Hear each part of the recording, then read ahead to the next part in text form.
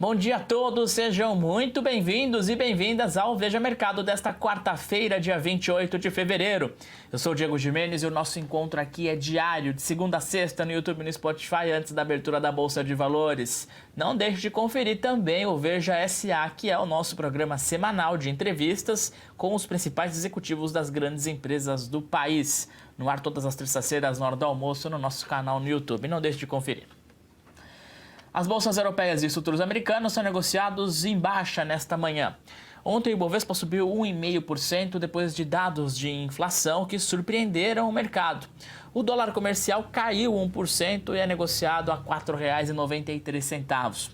O IPCA 15, que é considerada a prévia da inflação do mês de fevereiro, avançou 0,78%, menos do que o mercado projetava. Os dados de inflação mais benignos reabrem a discussão sobre uma possível aceleração do ciclo de cortes de juros pelo Banco Central brasileiro. Nesta quarta-feira, sai a segunda leitura do PIB dos Estados Unidos do quarto trimestre de 2023 e amanhã dados de inflação também nos Estados Unidos, dados estes que podem interferir bastante no humor do mercado, por isso a cautela nesta manhã lá fora no mercado internacional. Para conversar comigo sobre todos esses assuntos, a minha convidada hoje é Carla Argente, economista-chefe da CM Capital. Carla, bom dia, seja muito bem-vinda ao nosso programa. Bom dia, Diego. Muito obrigada. É um prazer enorme estar aqui mais uma vez. Prazer é nosso, Carla. Antes de a gente falar de inflação, eu queria puxar um outro assunto que também vai esquentar ao longo dessa semana, mais precisamente amanhã, que é a taxa de desemprego do país em janeiro.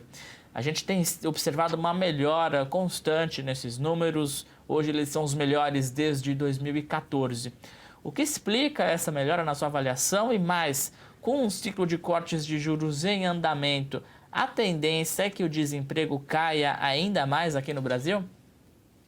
Olha, Diego, o mercado de trabalho, a verdade é que ele apresentou um movimento absolutamente positivo ao longo do ano passado, né? Esse processo ele acontece já não só ao longo do ano passado, mas acho que aí reside a maior surpresa, né? Nos anos anteriores ainda existe uma recuperação pós-pandemia. Mas o fato é que a economia brasileira, ao longo dos últimos anos, ela tem apresentado uma resiliência muito maior do que o mercado esperava. O nível de atividade cresce acima das expectativas de mercado. A gente é surpreendido, mês após mês, por um PIB, um IBCBR, um crescimento de atividade, resultados melhores em vários setores da economia, principalmente no setor de serviços, né? Então, acho que esse conjunto da obra, que é pautado por, primeiro ponto, um setor de serviços mais aquecido, e segundo ponto, uma condição estrutural da economia brasileira de crescer acima, né, do que o mercado tem esperado ao longo do tempo, é capaz de absorver uma quantidade maior de pessoas nesse mercado de trabalho. E esses resultados, em termos de taxa de desemprego, refletem exatamente isso. Por outro lado, né, acho que é importante mencionar que nós estamos chegando próximo de um patamar onde o mercado de trabalho brasileiro começa a apresentar certa resiliência. Então, a quantidade de pessoas que entram nesse mercado ela começa a ser suavizada e a taxa de desemprego ela passa, né, a se estabilizar muito próximo do patamar atual. Claro que a queda nos juros, a partir de agora, respondendo a sua pergunta, ela pode trazer um vetor adicional para uma melhora na margem desse mercado de trabalho, mas ela não é capaz de provocar um movimento semelhante ao que a gente viu no último ano, nos últimos 2 anos, de queda sustentada e acentuada dessa taxa de desemprego. Porque a situação da economia brasileira hoje ela já é outra, a gente já está muito mais próximo do que o funcionamento orgânico dessa economia, expurgado todos os choques que incidiram, né, sobre a nossa economia ao longo dos últimos anos. Carla, alguns estudos da OCDE indicam que o chamado pleno emprego é alcançado em uma economia quando a taxa de desemprego está entre 13% e 6%.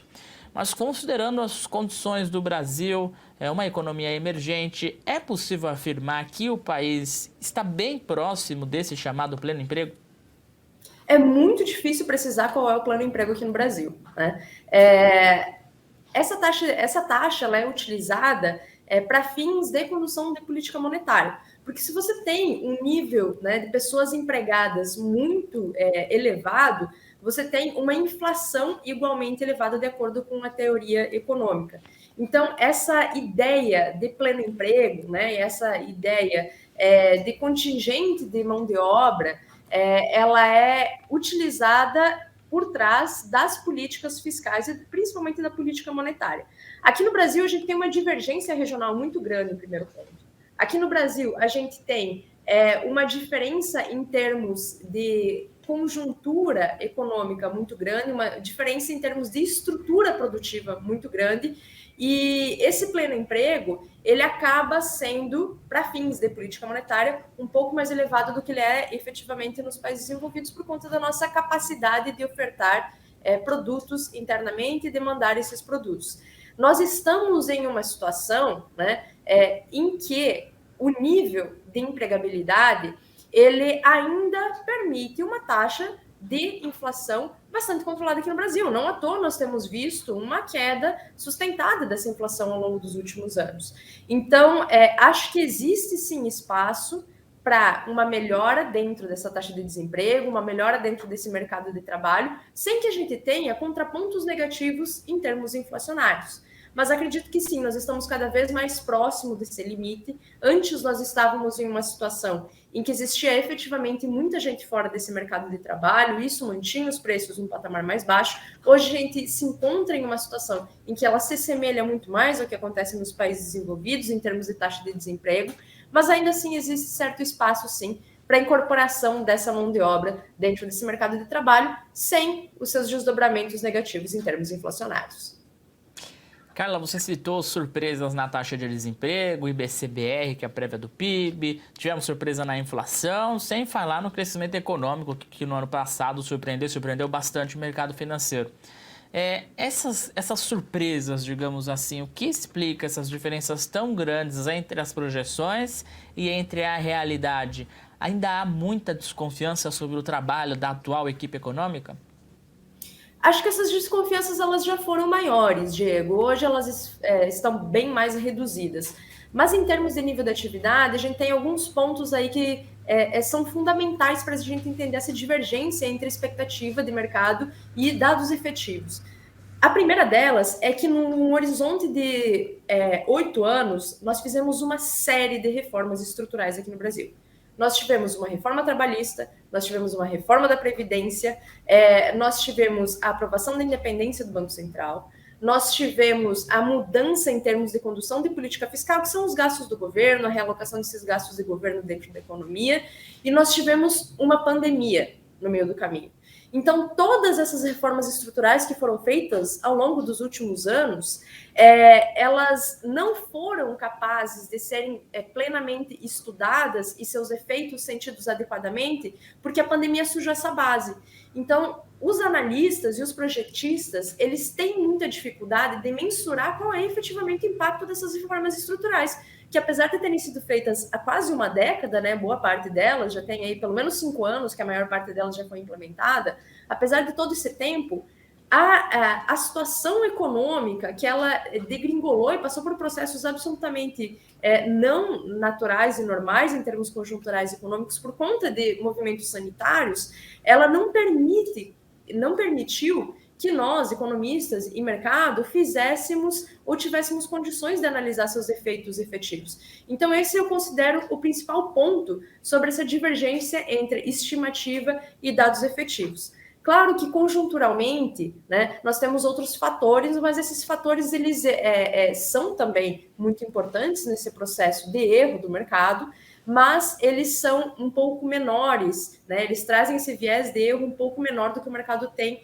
errado efetivamente ao longo dos últimos anos. Então, acho que são esses os pontos e, adicionalmente, eu destacaria, né, os impactos da política monetária e da política fiscal casada, né? Porque nós tivemos, ao longo, principalmente da pandemia, uma política fiscal e uma política monetária expansionista de uma forma muito forte, né? Coisa que nós não víamos em termos macroeconômicos, nem no Brasil, nem nos outros países do mundo, há pelo menos 5 décadas, 8 décadas, né? Então é difícil você estimar quais são os impactos desse casamento entre as políticas em uma conjuntura em que o capitalismo global ele já nem é mais o mesmo do que era lá atrás, quando essas políticas efetivamente foram utilizadas em conjunto e da forma como elas foram utilizadas ou parecido com o que elas foram utilizadas recentemente. Então, são uma série de fatores que fazem com que os economistas tenham essa divergência, tenham essas estimativas um pouco distantes dos dados efetivos, mas acredito que esses movimentos eles já foram percebidos, eles já foram incorporados, né, sobre as perspectivas futuras, e a partir de agora, com a normalização em termos de dinâmica macroeconômica e em termos de conjuntura macroeconômica, esses erros tendem a ser menores. Certo. Falando em surpresas, até o ano passado, finalzinho do ano, o mercado era muito descrente quanto ao cumprimento da meta de déficit zero das contas públicas do país. Se falava num déficit de 1% do PIB, até mais do que isso. Passa para o ano de 2024, a arrecadação em janeiro foi surpreendente, 280 bilhões, e aí se começa a discutir no mercado a possibilidade desse déficit ficar mais próximo da meta estipulada pelo arcabouço, que permite um déficit de até 0,25. Na sua avaliação, qual que é a probabilidade hoje dessa meta ser cumprida e por que essa chance aumentou nas últimas semanas? Acredito que a probabilidade seja baixa. O mercado era cético em termos de cumprimento da meta, em termos de, principalmente, responsabilidade fiscal sobre o novo governo. Então, essa última parte da responsabilidade fiscal sobre o novo governo, ela foi reduzida. O mercado não é mais tão cético assim em relação a isso. Mas em termos de cumprimento da meta, esse ceticismo, ele continua. Por que ele continua? Porque a conjuntura macroeconômica não é uma conjuntura que possibilita entregas de resultados conforme está estabelecido na nova regra fiscal. A conjuntura macroeconômica, ela é desestimulativa em termos de consumo, ela é desestimulativa em termos de nível de atividade. Nós temos uma taxa de juros que ainda é elevada, nós temos aqui no Brasil, isso também acontece nos demais países do mundo, e o nível de atividade é mais baixo. Nós sabemos que para o governo arrecadar mais, nós precisamos que o nível de atividade seja efetivamente mais elevado, né? Então, acho que o ponto de ceticismo principal do mercado hoje reside no fato de que é muito difícil entregar os dados que o governo se propôs a entregar dentro do período que ele se propôs a entregar. Mas não é mais tão pautado pela incapacidade do governo de ser responsável fiscalmente. E nesse contexto, é muito importante mencionar que, ao longo do tempo, né, existe uma expectativa, sim, de estabilidade, né, dos gastos públicos e de melhora dessa evolução em termos de contas públicas, o que torna mais sustentável essa manutenção da economia, essa manutenção do Estado dentro da nossa economia. Então, esse é um ponto muito importante. Agora, o governo vem implementando uma série de medidas, ele tem priorizado uma agenda que é uma agenda que é benéfica fiscalmente, que é uma agenda que mostra certa responsabilidade fiscal. Isso também tem melhorado a visão do mercado frente ao novo governo, né, que hoje nem é mais tão novo assim, já temos aí mais de um ano de governo. Mas acho que esses são os pontos fundamentais. Existe um ceticismo sobre a meta, mas não existe mais um ceticismo tão aguçado em relação à responsabilidade fiscal do governo, e isso, no final das contas, faz muita diferença para a sustentabilidade das contas públicas. A gente fala muito de déficit aqui, de meta fiscal, é o tempo inteiro esse assunto. De fato, essa deve ser a grande prioridade econômica do governo para este ano, ou existem outros assuntos, outros temas que merecem mais atenção da equipe econômica? Esse, com certeza, será o tema principal. Foi no ano de 2023, será no ano de 2024. A sustentabilidade das contas públicas é fundamental para a sustentabilidade do governo, ponto, né? E acho que esse governo entendeu muito bem esses processos e priorizou, em termos de pautas que são enviadas ao Congresso, em termos de debates que permeiam o Congresso, justamente essa agenda. Faz parte dessa agenda reforma tributária, que foi aprovada no ano passado, mas cujas diretrizes ainda precisam ser estabelecidas, né? Boa parte dessas diretrizes precisam ser estabelecidas ao longo desse ano, né? Medidas arrecadatórias, reoneração de vários itens, né? Principalmente combustíveis automotivos, que eu acho que passou por uma desoneração muito grande lá em meados de 2022, passou por uma reoneração ao longo de 2023. Então, essa pauta arrecadatória, que ela permeia várias esferas da nossa economia, ela tem sido prioritária, foi prioritária em 2023, vai ser prioritária em 2024, e, em paralelo a essa pauta arrecadatória, nós temos medidas estruturais a exemplo da reforma tributária, a exemplo do novo arcabouço fiscal, né, que tendem a ditar o ritmo da sustentabilidade do Estado, dos gastos do Estado e do próprio papel do Estado dentro da economia brasileira ao longo dos próximos anos. Então, em definitivo, essa tende sim a ser a pauta do governo ao longo de 2024. Legal, agora vamos falar de inflação, porque ontem o IPCA 15 surpreendeu o mercado, nem foi tanto assim a distância para o consenso que se previa do IPCA 15, mas o suficiente para a Bolsa subir mais de 1% e o dólar suavizar um pouco o movimento de alta, caiu ontem 1% também.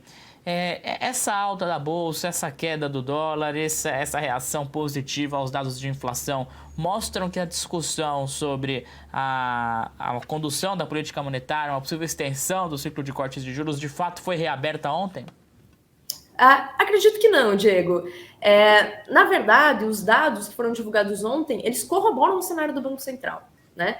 Eles vêm para ratificar esse cenário do Banco Central, que tem sido muito assertivo, inclusive. O que o Banco Central tem desenhado e a leitura que ele tem feito da economia tem se mostrado muito correta. E a gente não fala de um horizonte temporal curto. Desde o início desse processo de queda nos juros, que tem aí cerca de mais de 6 meses, se eu me recordo bem, o Banco Central tem mostrado que o seu cenário tem sido corroborado pelos dados correntes.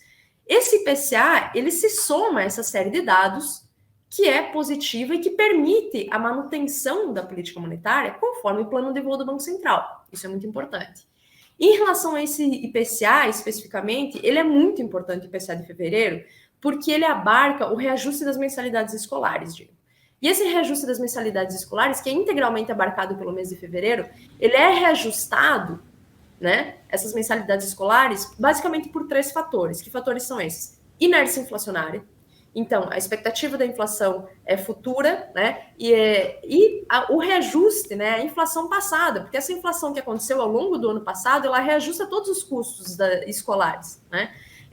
Então, essa inércia inflacionária, esses custos que incidiram ao longo do ano passado sobre esse setor, ele sofre essa pancada, ele sofre esse choque nesse momento específico do ano e reajusta, né? E traz um vetor muito importante para a condução para a inflação prospectiva, para a inflação que encerrará o ano de 2024.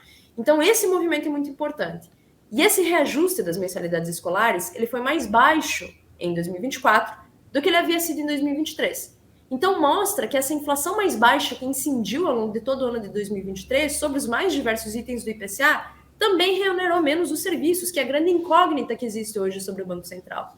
O segundo ponto fundamental é o nível de demanda sobre essas vagas, principalmente de escolas de ensino fundamental e ensino médio, que é rígida, né?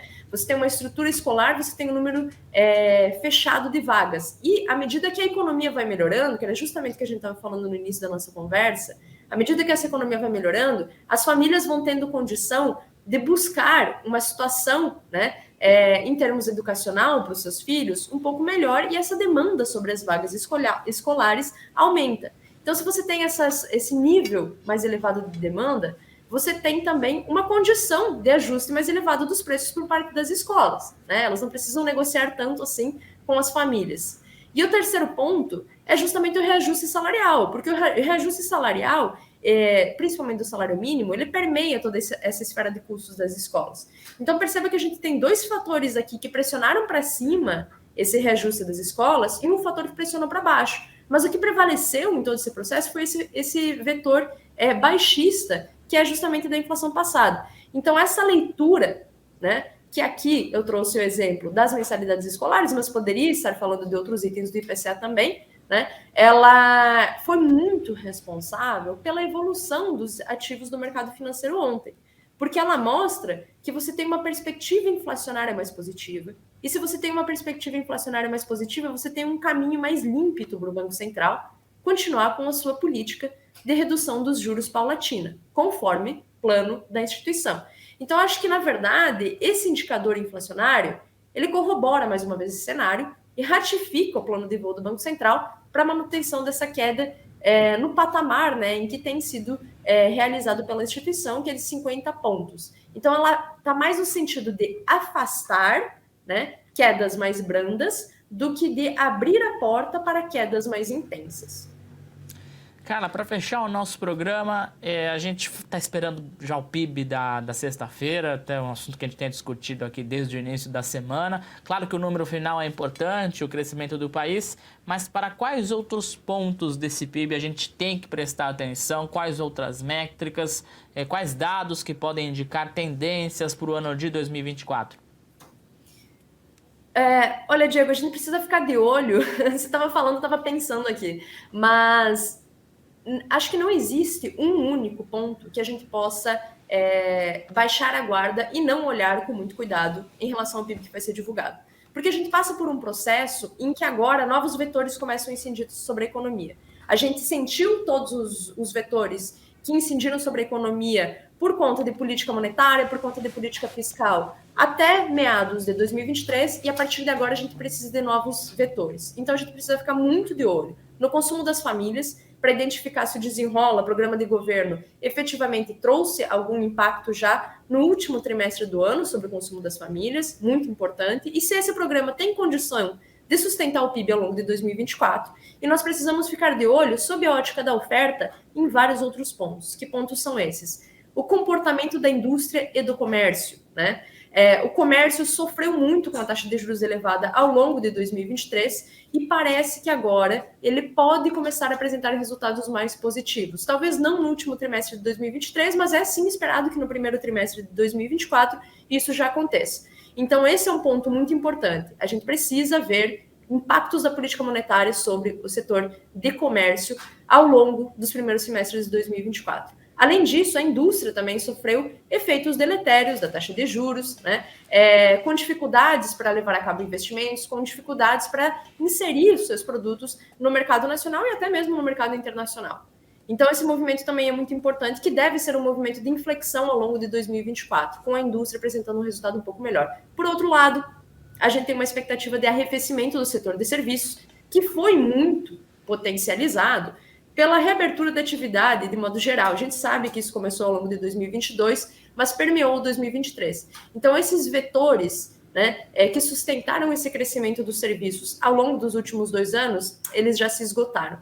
E agora é preciso que novos vetores incidam sobre essa esfera do nível da atividade. Então, não existe um único vetor que a gente consiga dizer, nossa, esse vetor ele já está definido e a gente não precisa ter uma atenção um pouco maior sobre ele. A gente pode baixar a guarda sobre ele porque a sua evolução já está definida. Não existe em definitivo. Todos os dados que serão divulgados a partir de agora precisam ser analisados com muita cautela, porque eles definirão o nível da atividade e a dinâmica da nossa economia ao longo de 2024.